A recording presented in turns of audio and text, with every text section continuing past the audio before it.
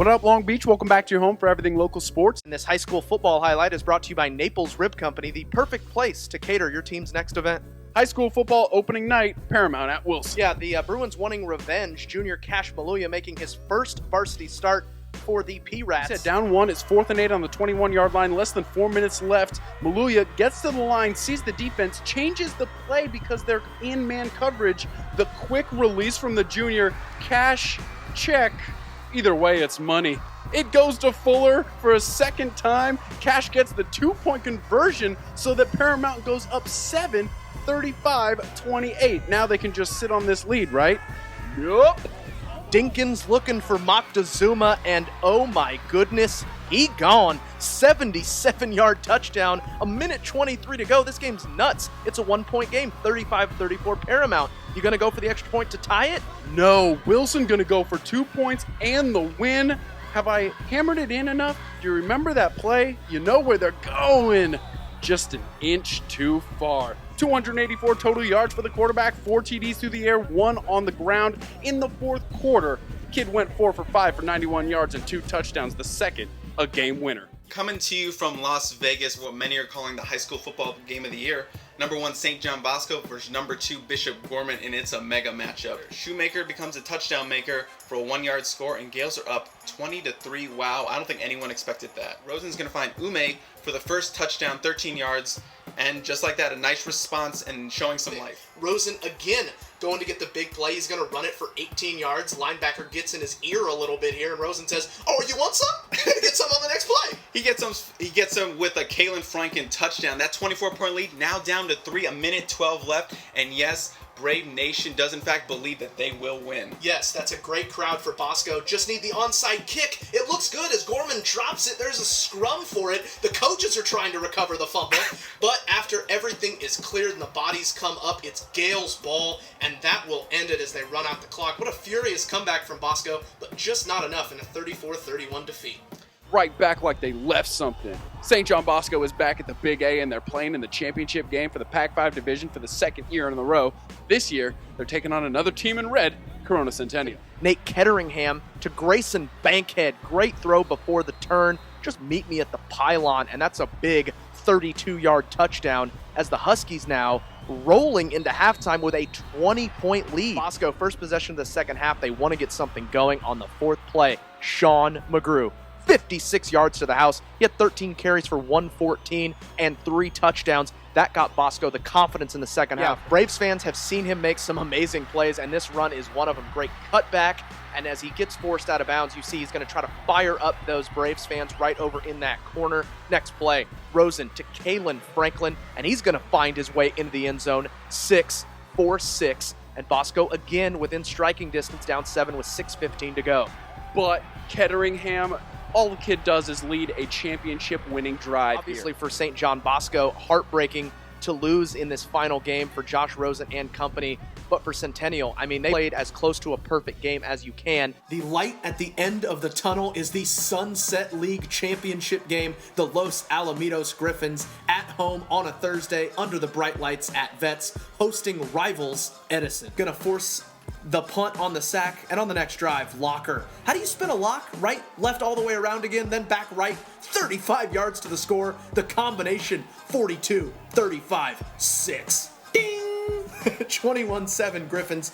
Big play from Locker. And on the very next kickoff, I'm going to give you one guess, JJ. You know who it is. You know who it is. Who do you think makes the tackle? It's going to be 42. This kid is just everywhere. We call that the PT bump.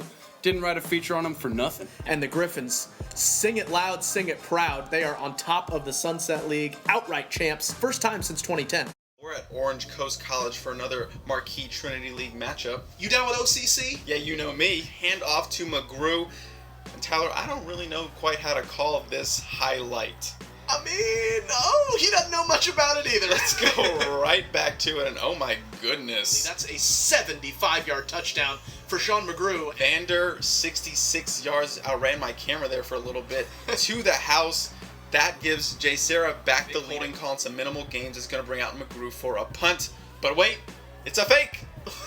Travion Beck, Nazanessi going to spring McGrew loose around the left side. 70 yards. You got to be brave to make a call like that, as it's 5 touchdowns from McGrew, 381 rushing yards. One of the jewels of Long Beach, Veterans Memorial Stadium, has hosted a lot of important playoff games, a big one tonight. Love finds Jackie Jones, the Jet, and just one move and he's gone, hitting that right balance of dancing and moving upfield, and he is really turning into a special player for Poly. Waller takes this one and gives the Friars their first lead of the game, and you could just hear the air sick bags coming out from the Poly fans. First lead with 4.5 minutes left in the game, but with Josh Love on the sideline due to a shoulder injury, quarterback Tavaka Salanoa Tuioti comes in. He finds Biggie, who has a really gutty run, and then he's going to find Jack Jack. And keep in mind, Tavaka, I mean, these are his first throws of the season. He's seen incredibly limited time, but he comes in a very clutch moment, and sometimes it's nice to just hand it off to Jeremy Calhoun, who stretches it out and leaps. And it's winner Joseph Wicker with the game-sealing bat down. An unbelievable play from their All-American defensive lineman.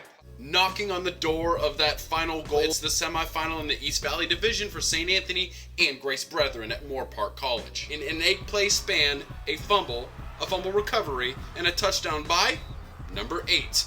Das Boot for Wooder. 5 minutes left. It's 3rd and 10 from the 22. Hooper, the patience. Tiger Robertson. 5th lead change of the second half. Under 10 seconds left from the 7-yard line. No timeouts. This is your ball game. Bannister wins it. So close yet so far away for these Saints.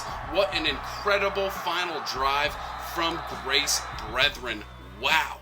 Playoff lights were bright in the city of Norwalk. Those Lancers hosting the Paramount Pirates. Ryan McDowell gonna finish it off, a 4-yard TD up the gut. Norwalk's feeling it. There's not much time left, just 4:22 to play, and it's an 11-point game. Here's the play. 4th and 10, game on the line. Maluia gonna throw for Roddy. It's incomplete. Lancers think they've won the game, but oh my, here comes the flag for pass interference. On the very next play, Cash over the middle. The Cash advance straight to Eric Fuller Jr. 30 yards untouched to pay dirt. Paramount's got life. 14-9, and they're going to go for 2, and guess what happens? Cash somehow slips away, and then he's going to dive for that pylon. What a play there by the quarterback. Trying to put the game away with about 2 minutes left, but Jerron Parker and others stuff McDowell for a loss. That's huge. Going for the punt. Donzel Roddy shoves his defender back. Double thumb! It's going to be Pirate ball at the 17 after the block. Crazy how momentum has completely swung to that Pirate ship on the visiting dock. And then the very next play, straight Cash, homie. He makes his magic stiff arm with the injured shoulder. And we told you about that dive, though. Oh my, unbelievable. They swashbuckle this game away from Norwalk. And boy, do we have an event on our hands tonight. It's a semifinal battle royale between the St. John Bosco Braves and the Long Beach Poly Jackrabbits. The last 2 Pac-5 champions. They're going to give it to Jackie Jones. The dude abides and the Jones atones, Chris. He wins the foot race. He wins a lot of those things. Goes in looking for someone, and oh, Harrow. Jared Harrell, 11-yard passing touchdown.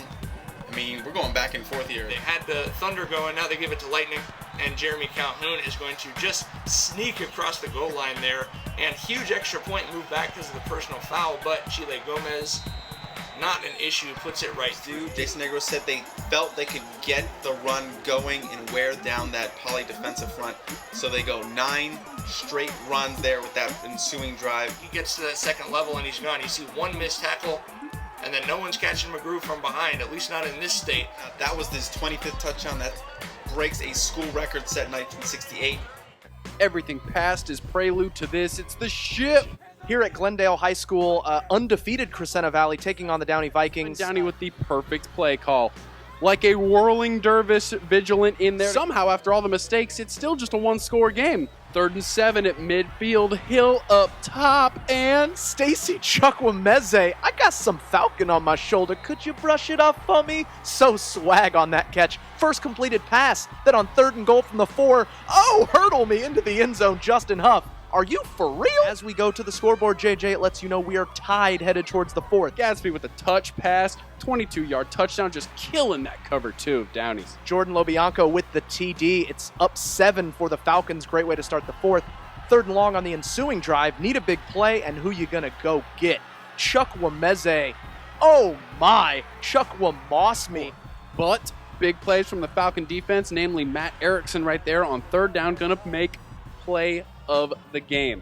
4th and 7 on the 21-yard line, a little bit more than 8 minutes left. Hill back to pass. He's going to roll out and buy time. Erickson loses his lid. Hill still looking into the end zone. Off-balance pass. Is that an interception? Is that a touchdown? It's neither? Nah?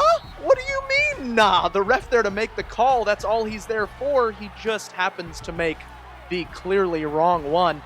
As you see, no rule about the helmet coming off necessarily, but you can see he rips his helmet off on his own, throws it into Hill's path. Hill, unfazed, throws it. It kind of looks like it might have been a pick at first, but Chuck Wameze rips the ball away. It's in his right hand, but it's also up against his body the entire time. At no point does his right hand touch the turf. That ball is secured through. That would be a good catch on Sunday with the challenge. Yes, it was clearly a catch the whole time. This is the worst blown call we've seen in a championship game. Crescenta Valley finishes the perfect season, 21-14. Now, we got to say that they are very, very deserving of this championship. But when you look at the other side of that field and you see the faces of the Vikings, you know, not like this, man. Not like this.